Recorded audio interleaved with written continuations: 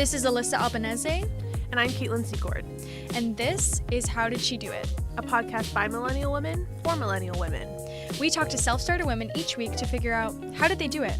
If you want to hear some tips and tricks for starting your own business, project, or creation, keep listening.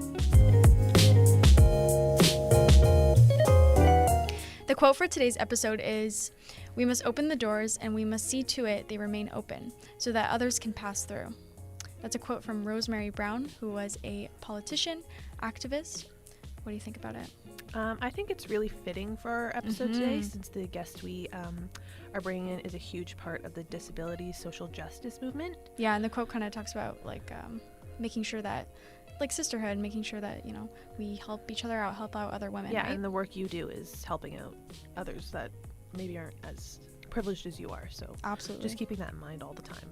Our guest this week is Ashley Fiazul. She is a part of the disability justice movement and the creator of a U of T program for first-year student mentorship.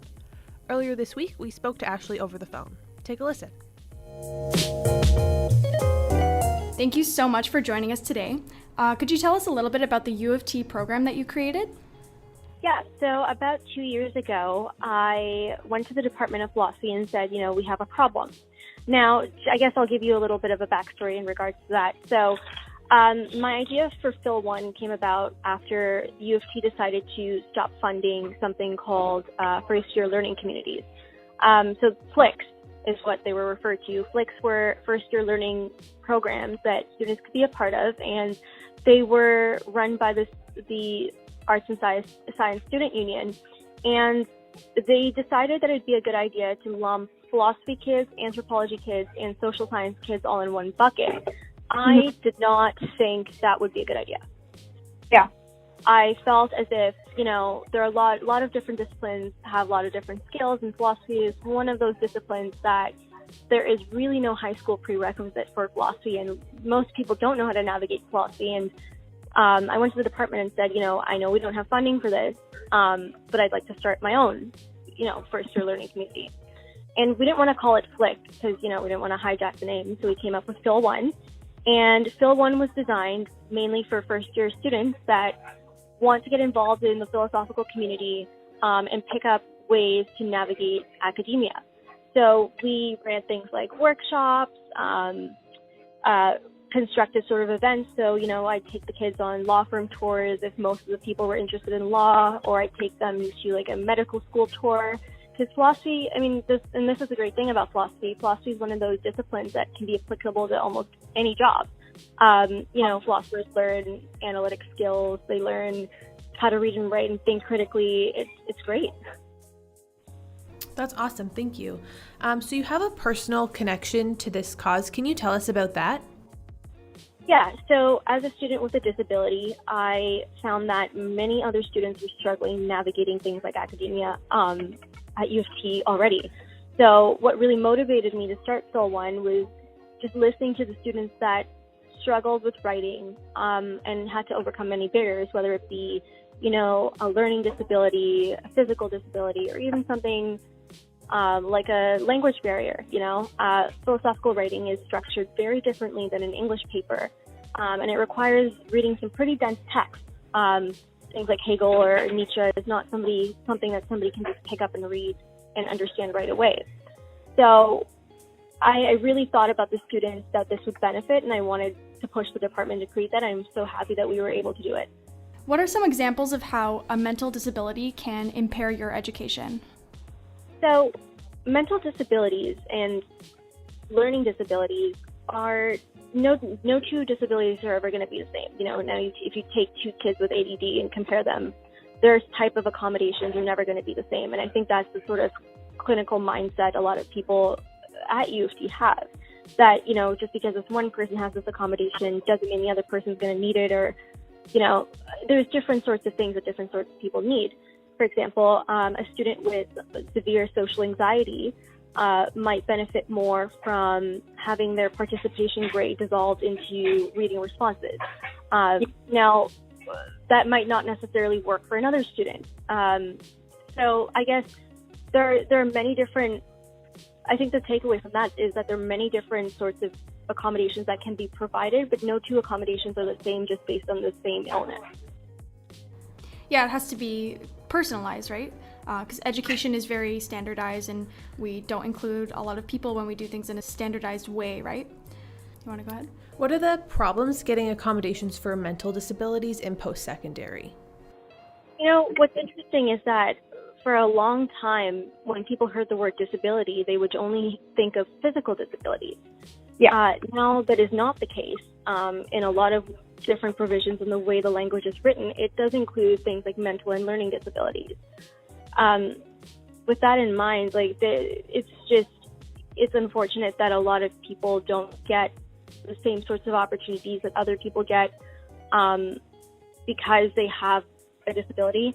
I think a lot of schools are finding it hard to accommodate students with learning disabilities, and they're not doing a very good job of listening to the people and the students that have to experience this and accommodating them. They just think, let's get a room of able-bodied people and mentally able people to, make a decision for this minority group that doesn't even include them. So how did you go about actually creating this program? So, I remember I walked into the department right after I had heard that FLIC was being dissolved into one big sort of lump. And I went to Eric, who's the undergraduate coordinator at the department, and I said, I want to do this. This is going to happen. And we built it from the ground up. We spent the summer sort of, he did the kind of backside balancing the books. We dealt with the department chair, and I started building the program in terms of the, itinerary for the year.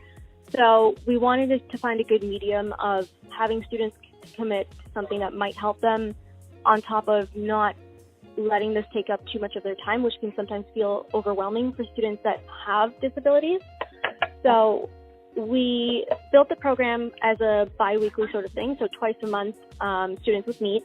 And the first couple of sessions were sort of workshops, how to read philosophy, how to write philosophy. We gave them a lot of insider tips on how to use resources at the university. I think a lot of people would be shocked to know that there's so many opportunities on campus to accommodate them the best that they can possibly use it. But the university does a terrible job at advertising those resources to students, and they just don't know. You don't hear about it unless you really dig under the depths of accessibility services to find it. What problems did you encounter along the way when building this program? So I think with building any sort of program, there's so many considerations that you need to have. And one big factor for me was, I was thinking, there's different sorts of people with different sorts of disabilities. How do I make this accessible to all people? And it was easy to remedy that because, again, the program was built through my lens and my perception of a disability, but that doesn't mean that it applies to everybody. My remedy for that was literally just asking students, okay, what do you want? What can I do to best accommodate you?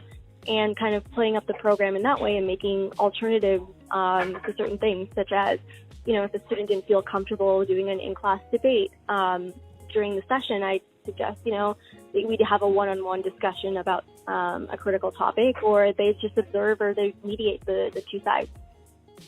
This is a question from an audience member named Lori. She asks, as someone living without disabilities, what can I do to help this cause? I think what people without disabilities need to understand is that when you're an advocate for students with disabilities, or just people with disabilities in general, your job is not really to take over their voice or their space. Your job is to uplift and show people that this is a problem that people need to deal with. And constantly people with disabilities are pushed aside, or we have able-bodied people speaking for us, and it's a very large a very small percent of representation that's actually shown from people with disabilities. So I think that awareness in the spaces that they are in, and things like the language that they use, might be important when somebody without a disability is trying to understand the scope of something. So sometimes some people are comfortable with certain words being used in reference to their illness, and some people are not.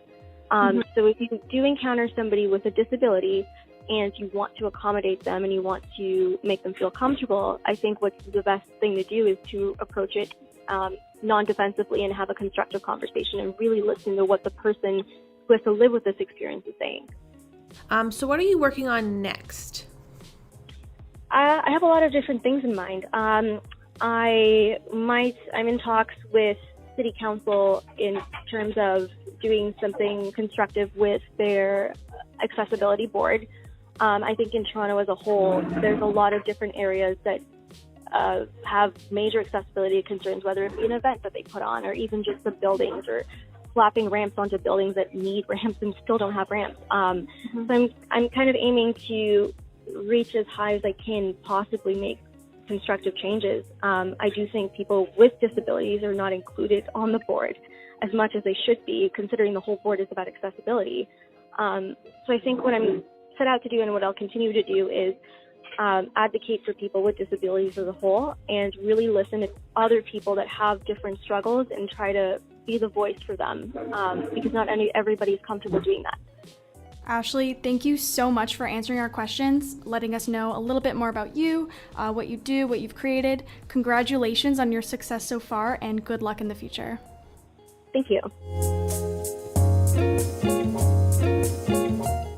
That's all for this episode of How Did She Do It? Make sure to subscribe to the podcast on iTunes so you never miss an episode. Thank you for listening.